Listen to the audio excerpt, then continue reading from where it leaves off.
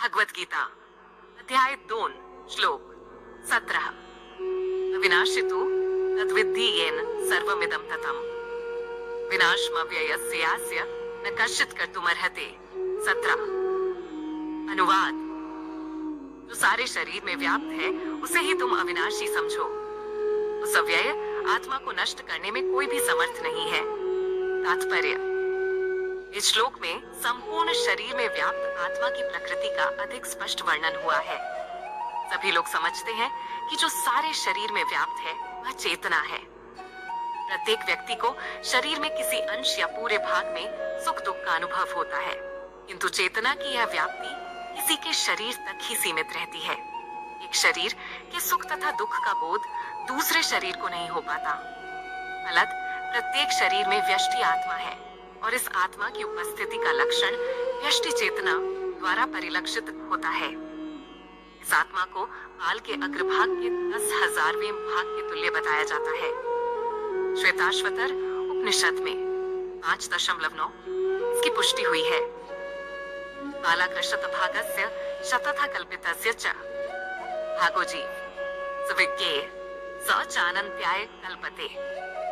यदि बाल के अग्रभाग को 100 भागों में विभाजित किया जाए और फिर इनमें से प्रत्येक भाग को 100 भागों में विभाजित किया जाए तो इस तरह के प्रत्येक भाग की माप आत्मा का परिमाप है। इसी प्रकार यही कथन निम्नलिखित श्लोक में मिलता है। एषाग्र शतभागस्य शतांश सादृशात्मक जीव सूक्ष्म स्वरूपोयम संख्यातीतो हि चित्कण। आत्मा के परमाणुओं के अनंत कण हैं, जो माप में बाल के अगले भाग नोक के 10,000वें भाग के बराबर है। इस प्रकार आत्मा का प्रत्येक कण भौतिक परमाणुओं से भी छोटा है और ऐसे असंख्य कण हैं। यह अत्यंत लघु आत्मस्फुलिंग भौतिक शरीर का मूल आधार है और इस आत्मस्फुलिंग का प्रभाव सारे शरीर में उसी तरह व्याप्त है जिस प्रकार किसी औषधि का प्रभाव व्याप्त रहता है। आत्मा की यह धारा विद्युत धारा सारे शरीर में चेतना के रूप में अनुभव की जाती है और यही आत्मा के अस्तित्व का प्रमाण है। सामान्य से सामान्य व्यक्ति भी समझ सकता है कि यह भौतिक शरीर चेतना रहित होने पर मृतक हो जाता है और शरीर में इस चेतना को किसी भी भौतिक उपचार से वापस नहीं लाया जा सकता। अतः यह चेतना भौतिक संयोग के फलस्वरूप नहीं है, अपितु आत्मा के कारण है। मुंडक उपनिषद में 3.1.9 सूक्ष्म परमाणविक आत्मा की ओर अधिक विवेचना हुई है। एषोनुरात्मा चेतसा वेदितव्यो यस्मिन् प्राण पंचधा संविवेश। प्राणैश्चित्तं सर्वमोतं प्रजानां यस्मिन् विशुद्धे विभवत्येष आत्मा। आत्मा आकार में अणुतुल्य है जिसे पूर्ण बुद्धि के द्वारा जाना जा सकता है। यह अणुआत्मा 5 प्रकार के प्राणों में तैर रहा है। प्राण, अपान, व्यान, समान तथा उदान।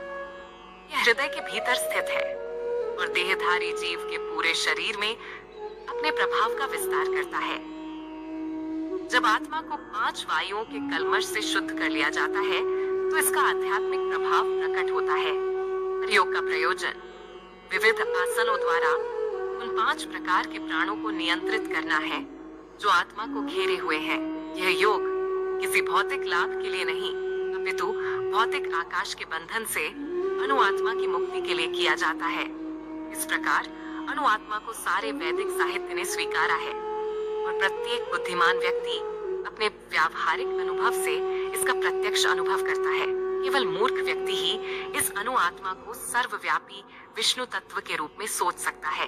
अणुआत्मा का प्रभाव पूरे शरीर में व्याप्त हो सकता है। मुंडक उपनिषद के अनुसार यह अणुआत्मा प्रत्येक जीव के हृदय में स्थित है और चूंकि भौतिक विज्ञानी इस अणुआत्मा को माप सकने में असमर्थ है, अतः उनमें से कुछ यह अनुभव करते हैं कि आत्मा है ही नहीं। व्यष्टि आत्मा तो निस्संदेह परमात्मा के साथ साथ हृदय में है और इसीलिए शारीरिक गतियों की सारी शक्ति शरीर के इसी भाग से उद्भूत है। जो लाल रक्त कण फेफड़ों से ऑक्सीजन ले जाते हैं वे आत्मा से ही शक्ति प्राप्त करते हैं। अतः जब आत्मा इस स्थान से निकल जाता है तो रक्तोत्पादक संलयन बंद हो जाता है। औषधि विज्ञान लाल रक्त कणों की महत्ता को तो स्वीकार करता है, किंतु वह यह निश्चित नहीं कर पाता कि शक्ति का स्रोत आत्मा है। जो भी हो, औषधि विज्ञान ये स्वीकार करता है कि शरीर की सारी शक्ति का उद्गम स्थल हृदय है। पूर्ण आत्मा के ऐसे अणुकणों की तुलना सूर्य प्रकाश के कणों से की जाती है। इस सूर्य प्रकाश में असंख्य तेजोमय अणु होते हैं। इसी प्रकार परमेश्वर के अंश, उनकी किरणों के परमाणु स्फुलिंग हैं और प्रभा या पराशक्ति कहलाते हैं। अत चाहे कोई वैदिक ज्ञान का अनुगामी हो या आधुनिक विज्ञान का, वह शरीर में आत्मा के अस्तित्व को नकार नहीं सकता। भगवान ने स्वयं भगवत गीता में आत्मा के इस विज्ञान का विशद वर्णन किया है।